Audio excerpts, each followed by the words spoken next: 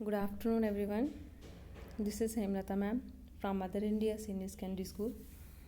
Students, today I am going to start your second chapter from your book Flamingo, and the chapter name is Last Spring by Anis Jung.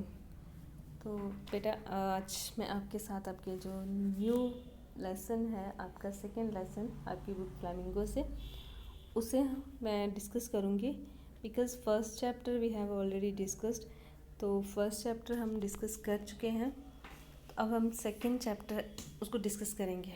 तो इस chapter में last spring में आपको मतलब last spring का meaning ही आपको यहाँ पे पता चल गया होगा कि स्प्रिंग जो है उसके बाद मतलब बात की है कि स्प्रिंग जो है वो लास्ट हुआ है, और लास्ट किसका हुआ है, किसका स्प्रिंग होता है। तो एक अच्छा टाइम होता है सबसे, जैसे सीज़न जो होते हैं तो सबसे अच्छा सीज़न जो माना जाता है वो कौन सा माना जाता है, स्प्रिंग का। तो इसी तरह से जो एक हमारी लाइफ होती है, तो लाइफ में सबसे अच्छा जो टाइम होता है हमारा, वो कौन सा माना जाता है, वो टाइम माना जाता है हमारे बचपन का टाइम। ठीक है, जब हम छोटे होते हैं तो हमारा जो बचपन का टाइम होता है, सबसे अच्छा टाइम हमारा कौन सा माना जाता है, बचपन का। तो उसे यहाँ पे कंपेयर किया गया है किसके साथ, स्प्रिंग के साथ। तो यहाँ पे क्या कहा गया है, लास्ट स्प्रिंग, मतलब स्प्रिंग खो गया, मतलब जिन इसको कहने का मतलब क्या है, यहाँ पे हमें क्या बताने की कोशिश की है कि जो बच्चों का बचपन है वो क्या हो गया हुआ है, लॉस्ट हो गया हुआ है। इस चैप्टर में बच्चे आपकी दो स्टोरीज जो हैं उसको ऐड किया गया है, और राइटर मैंने आपको बता दिया है एनिस जंग है। तो दो स्टोरीज जो इसमें ऐड की गई हैं, फर्स्ट स्टोरी है इसकी sometime I find a rupee in the garbage. ठीक है, एक ये स्टोरी इसमें ऐड की गई है, और दूसरी इसमें जो स्टोरी ऐड की गई है वो है I want to drive a car. तो जो फर्स्ट स्टोरी है sometime I found a rupee in the garbage, ये स्टोरी एक लड़के की है जिसका नाम है साहिब। तो साहिब का जो काम है वो क्या करता है, वो रैग पिकर्स है। ठीक है, जो कूड़ा वगैरह उठाते हैं वो है, वो रैग पिकर्स है।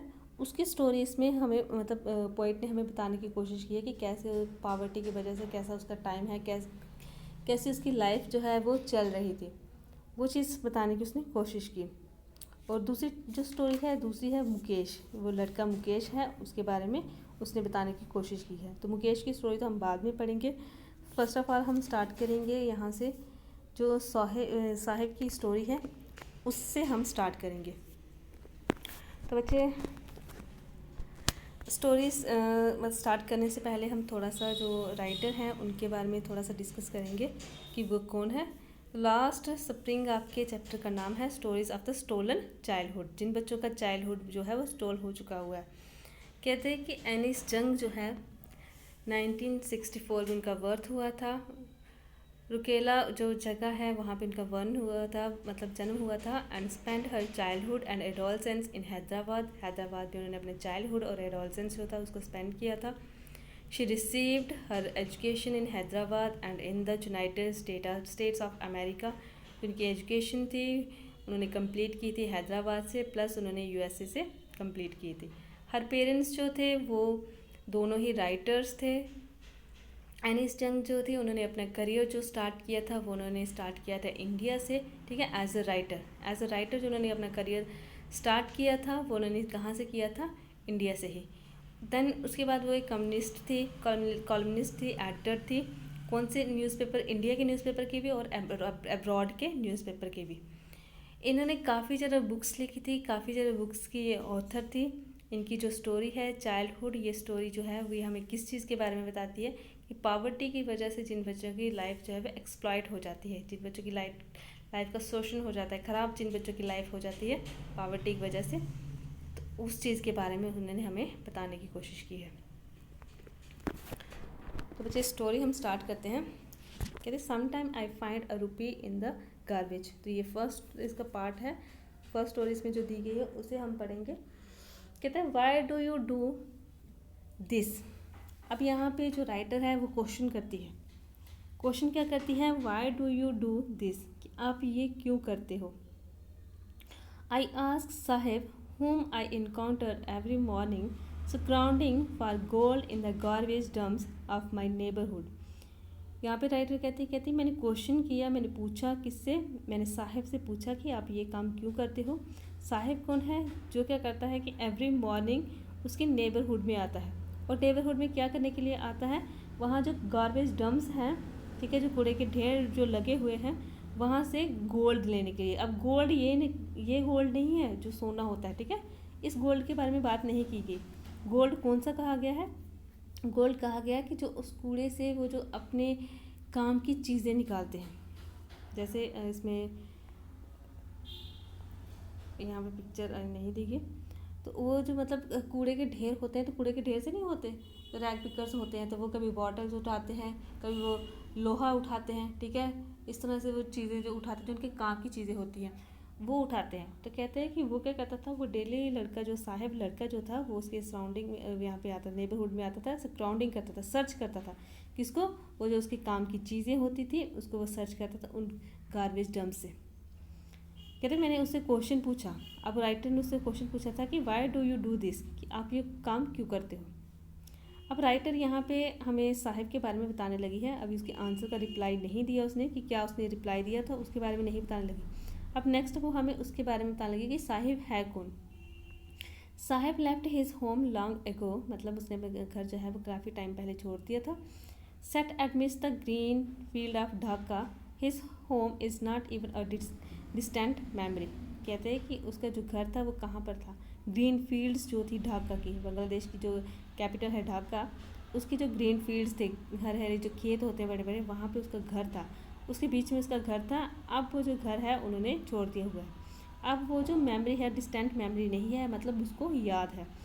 There were many storms that swept away their fields and homes. कहते हैं कि यहाँ पे वहाँ पे बहुत ज़्यादा स्टॉर्म्स आते थे, बहुत ज़्यादा तूफान आते थे। जहाँ पे इसका घर था ना पहले, वहाँ पे बहुत ज़्यादा तूफान आता था, और तूफान की वजह से क्या होता था कि उसका जो घर है वो उड़ जाता था, ख़राब हो जाता, टूट जाता था, और जो खेत हैं वो भी ख़राब हो जाते, फसलें उनकी ख़राब हो जाती थी, जो भी वो क्रॉप्स वगैरह लगाते थे वो सारी क्या हो जाती थी, ख़राब हो जाती थी। तो कहते हैं कि उन्होंने अपना जो घर था इसी वजह से उन्होंने छोड़ा था, बिकॉज वहाँ पे बहुत ज़्यादा स्टॉर्म्स आते थे। कहते हैं कि हिज मदर टेल्स हिम, और ये जो बातें हैं ये कौन बताता था उसको? उसकी मदर बताती थी। दैट्स वाई दे लेफ्ट, इस वजह से उन्होंने लेफ्ट किया, and looking for gold in the big cities where he now lives. तो कहते हैं कि इस वजह से उन्होंने अपना घर जो है वो उसको लेफ्ट कर दिया था, छोड़ दिया था। अब वो बिग सिटीज़ में क्या करते हैं, जो गोल्ड है उसको सर्च करते हैं जहाँ पे वो अभी रह रहे हैं। तो गोल्ड किसको कहा गया है? गोल्ड कहा गया है उसी की जो उनकी काम की चीज़ें, गार्बेज डंप से वो जो गार्बेज जो उनके काम की चीज़ें होती हैं जिन्हें वो वहाँ से कलेक्ट करते हैं, देन उसके बाद उसको वो क्या करते हैं, बेच देते हैं, उस चीज़ को कहा गया। तो कहते हैं कि यहाँ पे आके वो क्या करते हैं, जो गोल्ड है, जो उनके काम की चीज़ें हैं, उसको सर्च करते हैं। अब देखिए उसने क्वेश्चन पूछा था कि Y do you do this. अब साहिब उसको रिप्लाई करने लगा है। यहाँ पे उसने साहिब के बारे में हमें बताया कि साहिब कौन है। देन उसके बाद अब रिप्लाई जो करने लगा है, I have nothing else to do, he muttered looking away. कहते हैं कि मेरे पास कुछ और नहीं है, इसके अलावा मेरे पास कुछ और करने को नहीं है। अब ये किसने कहा? बिल्कुल हल्की सी आवाज़, बिल्कुल ऐसा तो ये साहिब ने उसको रिप्लाई किया। जब उसने पूछा कि आप ये काम क्यों करते हो, उसने कहा कि मेरे पास इसके अलावा कोई और काम करने को नहीं है।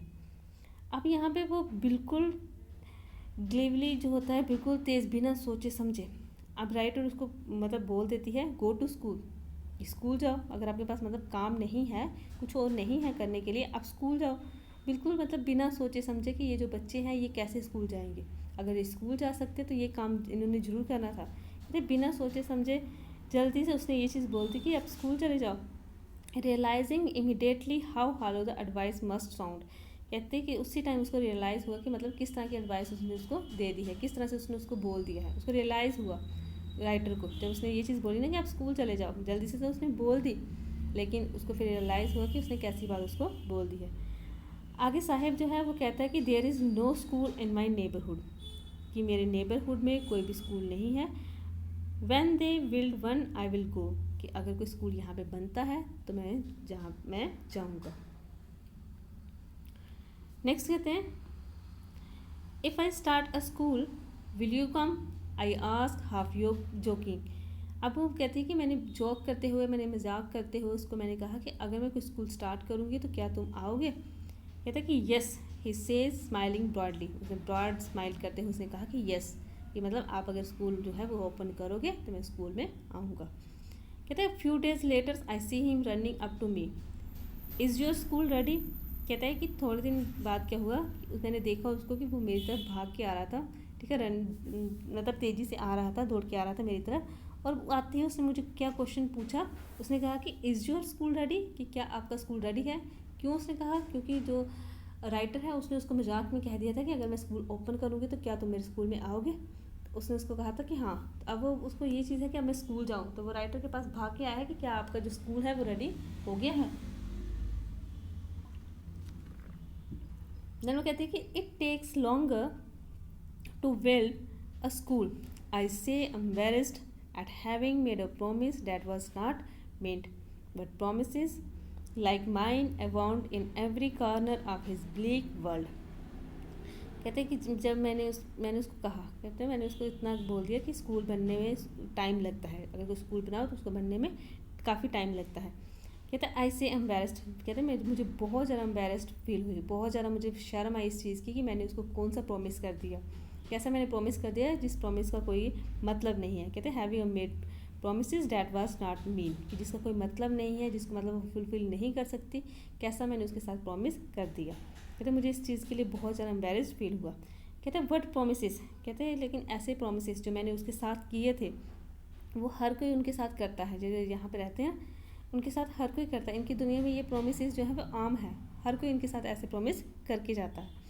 कहता है after months of knowing him I ask him his name. कहते मतलब मंथ्स के बाद जब मैंने उसको जानना स्टार्ट किया, जब मैंने उसको जाना तो उसके बाद मैंने उसका नाम पूछा। कहते साहिब आलम ही अनाउंसिस, उसने अपना नाम क्या बताया, उस लड़के ने क्या नाम बताया। अब राइटर जो है वो कहती मैंने नाम पूछा उसका, तो उस लड़के ने अपना नाम बताया Sahib Alam. He does not know what it mean, if he knew its meaning lord of the universe he would have a hard time believing it. कहते हैं कि जब उसने कहा कि साहिब आलम, कहते हैं उसको इसका मतलब नहीं पता था। ही does not know what it means, कि उसको नहीं पता कि इस नाम का मतलब क्या है, जो उसका नाम है उसके नाम का क्या मतलब है। कहते हैं कि if he knew its meaning, अगर वो उसका मीनिंग जो है वो जानता होता, लॉर्ड ऑफ द यूनिवर्स। अब उसके नाम का मतलब क्या है, साहिब आलम उस लड़के का नाम है और उसके नाम का मतलब क्या है, उसका मतलब है लॉर्ड ऑफ द यूनिवर्स। कहते हैं कि अगर वो जिस चीज़ को जानता तो वो इसके ऊपर जल्दी से बिलीव नहीं कर पाता कि इसके नाम का ये मतलब है। Unaware of what his name represent, अब उसको अपने नाम का नहीं पता कि उसका नाम क्या रिप्रेजेंट करता है। He roams the streets with his friends, वो अपने फ्रेंड्स के साथ स्ट्रीट में घूमता रहता है, कभी इधर कभी उधर। An army of the footwear boys who appears like the morning birds and disappears at noon. कहते हैं कि एन आर्मी, अब वो अपने फ्रेंड्स के साथ वो स्ट्रीट में घूमता रहता है। An army of foot wear foot, अब आर्मी किसको कहा गया, उनके ग्रुप को, क्योंकि वो अपने फ्रेंड्स के साथ घूमता ना, उनके ग्रुप को कहा गया। कहते हैं कि आर्मी ऑफ वियर फुट मतलब नंगे पाँव जो होते हैं, जिन्होंने चप्पल नहीं पहनी होती। कहते उन वो जो बच्चे हैं उनका जो ग्रुप है बॉयज़ का, वो क्या करते हैं कि अपीयर होते हैं, दिन को वो दिखते हैं, मॉर्निंग टाइम वो दिखते हैं, कैसे दिखते हैं जैसे वर्ड्स होते हैं, और वो डिसअपियर हो जाते हैं नून को। क्योंकि जैसे पक्षी जो होते हैं वो मतलब दोपहर को इतने नहीं दिखते, मॉर्निंग में वो ज़्यादा दिखते हैं। कहते हैं इनके साथ यहाँ पे कंपेयर किया गया इन बॉयज़ का, कि ये जो बॉयज़ हैं जो नंगे पाँव घूम रहे थे, ऐसे लग रहा है कि जैसे ये क्या है, मॉर्निंग वर्ड्स होते हैं, और जो मतलब सुबह दिखते हैं और नून के टाइम वो क्या हो जाते हैं, डिसअपियर हो जाते हैं। Over the months I have come to recognise each of them. कहते हैं कि जब मंथ्स मतलब काफ़ी टाइम बीत गया, तो अब मैं जितने जो उसके फ्रेंड्स थे उनको अब मैं रिकॉग्नाइज करना स्टार्ट कर दिया, मतलब वो पहचान उसने स्टार्ट कर दिया।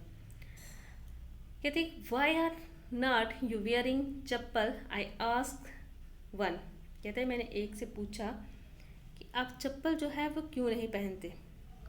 My mother did not bring them down from the shelf, he answer simply. कहते उस लड़के ने पूछा, राइटर ने अभी उसको क्वेश्चन पूछा ना कि आप चप्पल क्यों नहीं पहनते हो, तो कहते एक उसने आंसर आगे से रिप्लाई किया कि एक दूसरे ने रिप्लाई कर दिया कि अगर ये क्या करेगा, अगर इसकी मदर इसका चप्पल उतार के भी देगी तब भी ये चप्पल नहीं पहनेगा।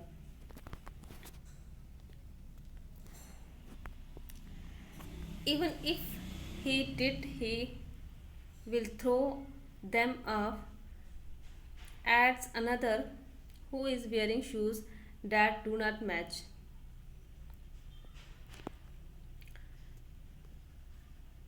कहते even if she did not did, कहते हैं कि अगर, वो कहता है कि अगर इसकी मदर इसको थ्रो करके देगी, एक और लड़के ने ऐड किया, बोला उसने उसने क्या कहा कि अगर इसकी मदर इसको देगी भी तो ये फिर भी नहीं शूज़ पहनेगा। कहते हैं कि who is wearing shoes that do not match, कहते हैं एट अनदर, दूसरे बच्चे ने ये रिप्लाई किया जब उस राइटर ने पूछा ना उससे कि आप चप्पल क्यों नहीं पहनते, तो उसने कहा कि मेरी मदर जो है वो क्या है शेल्फ से उतार के नहीं देती। और दूसरे बच्चे ने कहा कि अगर इसकी मदर इसको शेल्फ से उतार के भी देती तो इसने फिर भी नहीं पहनने थे। और जिस बच्चे ने ये चीज़ कही उसने क्या किया हुआ था, उसने भी शूज़ पहने हुए थे और शूज़ उसके कैसे थे, जो आपस में मैच नहीं कर रहे थे। मैच मीन्स उनका एक पेयर जो है वो डिफरेंट कलर का था, दूसरा पेयर जो था दूसरा शूज़ जो था वो डिफरेंट कलर का था। तो अलग अलग कलर के क्यों उन्होंने पहने थे, बिकॉज वो क्या करते थे, गार्बेज से जो उनको मिलता था वो उठा लेते थे और उसको वो पहनते थे, तो इसलिए उनकी जो शूज़ का कलर था वो डिफरेंट था। तो कहते कि उसके जो शूज़ हैं वो मैच नहीं कर रहे थे। When I comment on it, कहते जब मैंने इसके ऊपर कमेंट किया, ही शफल्स हिज फीट एंड से नथिंग, और उसने क्या किया कि उसने कुछ भी मतलब बोला नहीं, सिर्फ अपने जो फीट थे उसको शफल करना स्टार्ट कर दिया, कभी इधर कभी उधर करना स्टार्ट कर दी, शफलिंग करना स्टार्ट कर दी, बट उसने कहा कुछ नहीं। आई वॉन्ट शूज से a third boy who was never on a pair all his life, कहता है एक और जहाँ पे लड़का जिसने अपनी पूरी लाइफ में कभी शूज़ लिए ही नहीं, उसने कहा कि मैं शूज़ चाहता हूँ, आई वॉन्ट शूज़। कहता है travelling across the country I have seen children walking footwear, कहते हैं कि मैंने ट्रैवलिंग करते हुए, अब पूरी कंट्री की ट्रैवलिंग करते हुए मैंने अक्सर बच्चों को देखा है, बहुत बच्चों को देखा है जो क्या करते हैं, वेयर फूट होते हैं। इन द सिटीज़ में भी देखे हैं उसने, विलेज रोड्स के ऊपर भी देखे हैं। कहते हैं it is not lack of money but a tradition to stay barefoot is one explanation, कहते हैं कि किसी की एक्सप्लेनेशन, किसी ने ये मतलब ये एक्सप्लेनेशन होती है कि ये जो बच्चे हैं इनको पैसों की कमी नहीं होती, सिर्फ इनका ट्रेडिशन होता है कि ये क्या करते हैं, वेयर फुटर रहते हैं। कहते हैं I wonder if this is only an excuse to explain away a perceptual state of poverty, तो कहते हैं कि ये जो है ये मतलब जो बात की है तो ये सिर्फ एक एक्सक्यूज़ होता है कि जो मतलब इनकी लाइफ जो है वो चेंज नहीं हो सकती, ठीक है ना, इनकी लाइफ के बारे में बताया गया है कि मतलब ये सिर्फ क्या होता है, एक एक्सक्यूज़ होता है इनकी पॉवर्टी को छुपाने का, जैसे हम कहेंगे पॉवर्टी नहीं इनकी बताने, गरीबी के बारे में नहीं बताना, तो सिर्फ ये क्या है, एक एक्सप्लेनेशन होती है, एक एक्सक्यूज़ होता है और कुछ भी नहीं। तो बेटा हम इसको यहाँ तक ही डिस्कस करेंगे, तो नेक्स्ट लेक्चर में हम नेक्स्ट जो है उसको कंटिन्यू करेंगे। So thank you बच्चे, thank you for listening and watching and have a nice day.